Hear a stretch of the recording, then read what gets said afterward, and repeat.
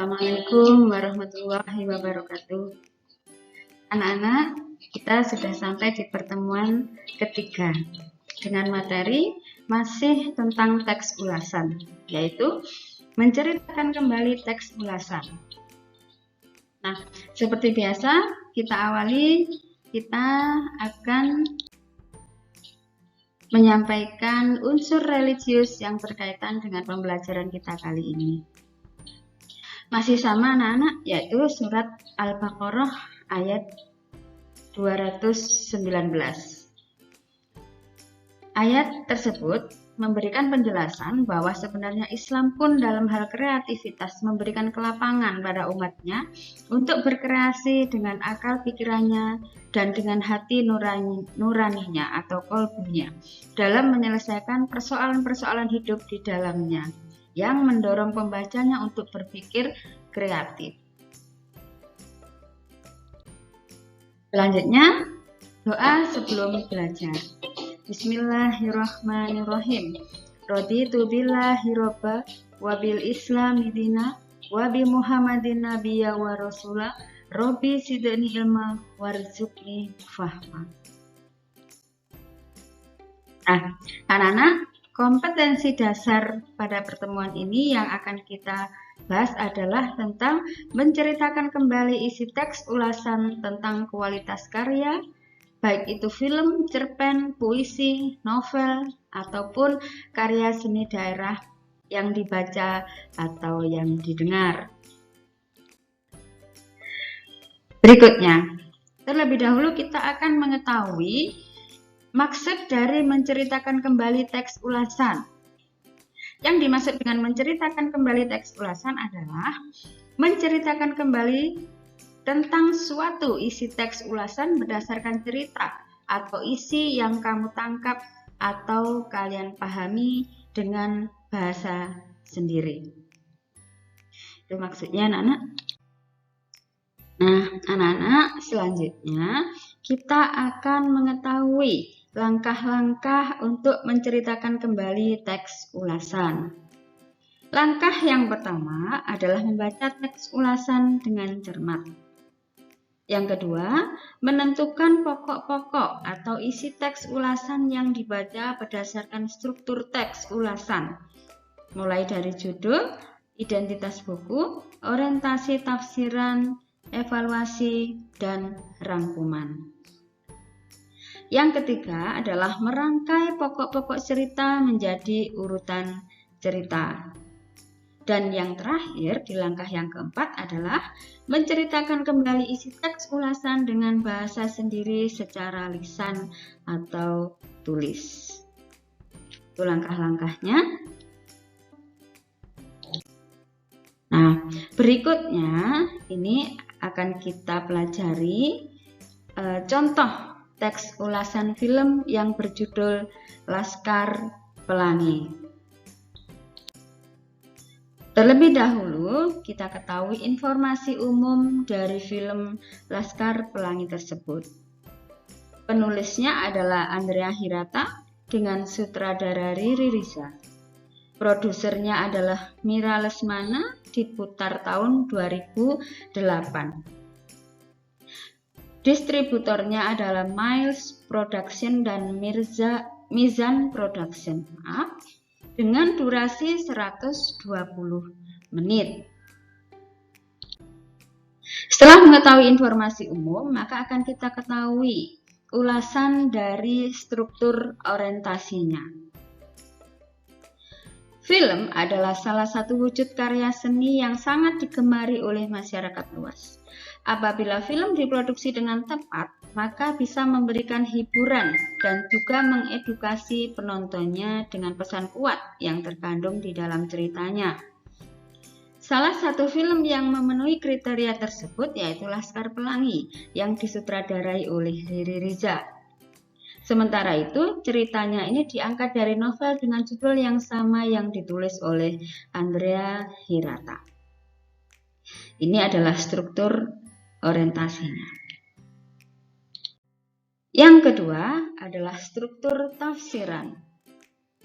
Cerita ini diawali ketika Ikal kembali menuju kampung halamannya yang terletak di Pulau Belitung. Ia lalu menceritakan kisah kecilnya di sana ketika ia pertama kali masuk ke sekolah SD Muhammadiyah. Kemudian di sana ia bertemu bersama 9 orang sahabatnya yang kelak disebut sebagai kelompok Laskar Pelangi. SD Muhammadiyah merupakan tempat di mana Laskar Pelangi bersekolah yang juga menjadi sekolah tertua di daerah Belitung. Sekolah tersebut memang sangat kecil, bobrok, serta sudah tidak layak pakai apabila dibandingkan dengan sekolah lain seperti sekolah PN Timah. Ironi mulai terjadi ketika kemiskinan yang melanda warga sekitar, padahal PN Timah ini mengeksploitasi kekayaan tanah mereka. Tetapi suka dan duka mereka hadapi bersama. Dengan tersendat-sendat, sekolah itu terus bertahan dengan beberapa muridnya yang cemerlang dan dijuluki sebagai Laskar Pelangi oleh Ibu Hamzah yang merupakan salah satu guru di sana. Disinilah alur utama yang menyejukkan hati dimulai, di mana mereka semua terus tegar serta bertahan dalam menghadapi semua keterbatasan yang menyelimuti upaya mereka dalam belajar. Ini adalah dari sisi struktur tafsiran. Berikutnya adalah dari struktur evaluasi. Dari struktur evaluasi, di sini ada 2 hal yang disampaikan, yaitu kelebihan film dan kekurangan film. Yang pertama tentang kelebihannya. Kisah sehari-hari di daerah terpencil menjadi kekuatan terbesar dalam film ini. Disajikan di dalam alur cerita yang mengalir sederhana tetapi tetap mengena menjadi salah satu kelebihannya. Keindahan dari Pulau Belitung pun turut menjadi pesona tersendiri pada segi sinematografi. Itu kelebihannya, sedangkan kekurangannya adalah ada penjelasan yang kurang lengkap terkait bagaimana Lintang mendapatkan ilmu yang luar biasa. Bahkan dapat mengetahui nama Latin pada beberapa tumbuhan. Padahal di sekolahnya yang terpencil akan sangat sulit dalam memperoleh buku pengetahuan.